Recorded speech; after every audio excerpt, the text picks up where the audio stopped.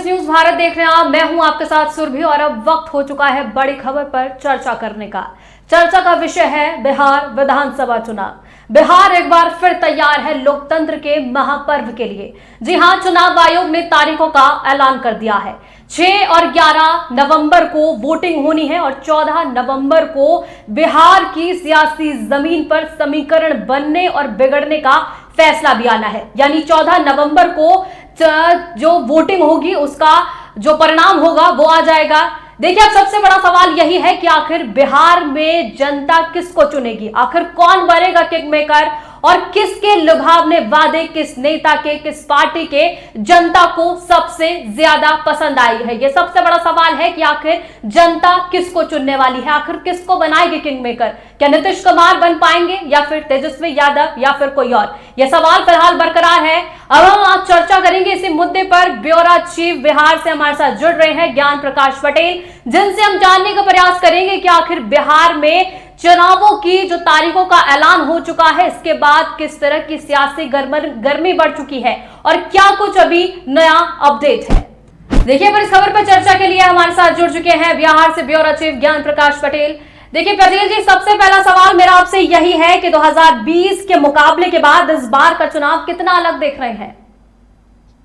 देखिए, इस 20 के बाद निसंदेह चुनाव यहाँ पर राजनीतिक दलों के लिए अलग जरूर होने जा रहा है, क्योंकि चुनाव आयोग ने जो आज घोषणा किया है उस हिसाब से बहुत सारे तकनीकी का प्रयोग और नए नए तकनीक का प्रयोग चुनाव आयोग करने जा रहा है बिहार में।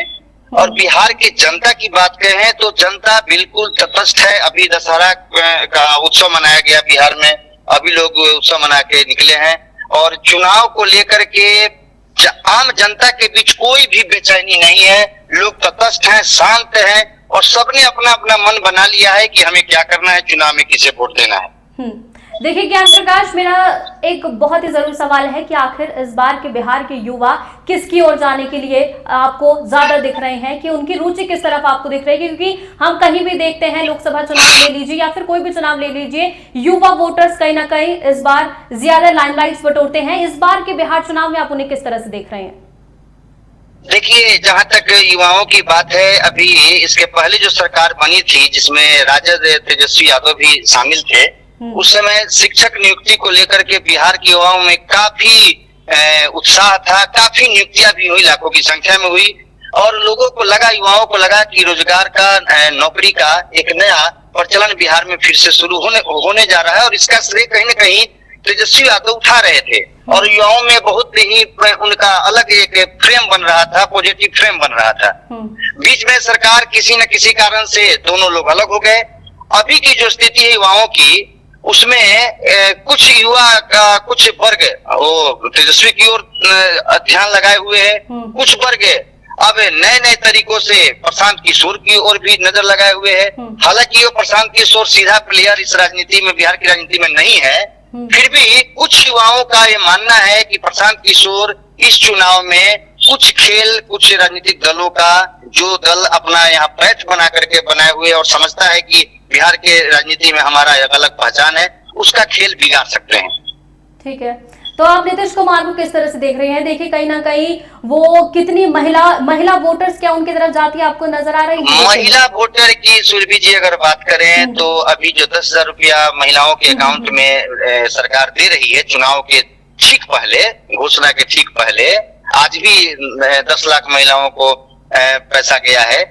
तो इसको अगर आप ग्रामीण अंचल में लोगों से बात करें, महिलाओं से बात करें, तो उन महिलाओं के बारे में मैं बोलना चाहूंगा जिनको 500 रुपए भी नहीं हुआ करते थे और अचानक 10,000 रुपया जाना सरकार की ओर से एक बहुत ही बड़ा मास्टर स्ट्रोक है नीतीश सरकार का।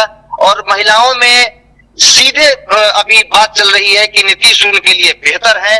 नीतीश के पक्ष में महिलाओं के बीच में निसंदेह बहुत एक पॉजिटिव मैसेज गया है। बाद में जब वोट का समय आएगा उसका क्या प्रभाव पड़ेगा, उस समय की व्यवस्था, उस समय का राजनीतिक दलों का क्या प्रभाव होगा उन पर, या उनके घर के मुखिया का क्या प्रभाव होगा घर के महिलाओं पर, ये अलग बात है। लेकिन अभी की स्थिति में अगर बात की जाए तो महिलाओं का पूरा ध्यान केंद्रित है नीतीश कुमार के ऊपर। देखिए, इस बार का बिहार का चुनावी चेहरा कौन तय करेगा? बेरोजगारी पर बात, जिस तरह से अगर हम बिहार में बेरोजगारी देख ले, पलायन देख ले, या फिर जातीय समीकरण ज्यादा देखा जाएगा? देखिए, बिहार में पलायन और ये रोजगार, नौकरी की और रोजगार की जहां तक बात है, ये पिछले 50 साल से की जा रही है। जो राजनीतिक दल यहाँ पर वोट के लिए जाते हैं, युवाओं के बीच रोजगार और नौकरी की बात ये जरूर करते हैं, पलायन रोकने की बात।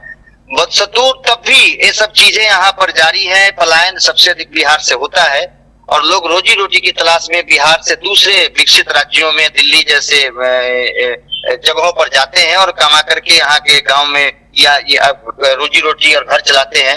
फिर भी रोजगार और पलायन जितना भी राजनीतिक दल मंच से चिल्ला चिल्ला करके बोले, लेकिन मुद्दा ये नहीं रहता है बिहार के चुनाव में।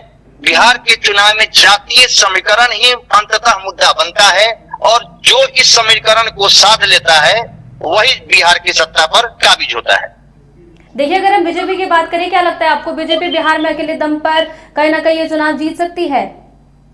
बिल्कुल नहीं। बीजेपी अगर अकेले दम पर चुनाव जीतने की उनकी अगर इच्छा होती या जीत सकती थी तो बीजेपी जरूर अकेले चुनाव लड़ती। उनको हर चुनाव में नीतीश कुमार का सहारा चाहिए होता है या तो दूसरे का सहारा चाहिए होता है, और इसलिए नीतीश को भी पता है, नीतीश कुमार को भी पता है कि बीजेपी अकेले चुनाव नहीं लड़ सकती। इसीलिए हर चुनाव में बड़े भाई की भूमिका में जदयू और नीतीश कुमार ही होते हैं। और इसलिए इस बार भी अभी जो खबर है उसमें सबसे अधिक सीट पर जदयू चुनाव लड़ेगी, उससे कम सीट पर भाजपा चुनाव लड़ेगी। तो आप देखिए, इस चुनाव में आप तेजस्वी यादव को किस तरह से देख रहे हैं? उनकी रैलियों में भीड़ तो कहीं ना कहीं बहुत ज्यादा देखी जाती है। क्या वो भीड़ वोटों में तब्दील हो पाएगी या नहीं? देखिए, भीड़ का वोटों में तब्दील होना बड़ा अलग मुद्दा है, इस पर अलग बहस किया जा सकता है। लेकिन तेजस्वी एक ऐसे बिहार के लीडर हैं और नए उभरते हुए लीडर हैं या स्थापित लीडर माना जाएगा उनको।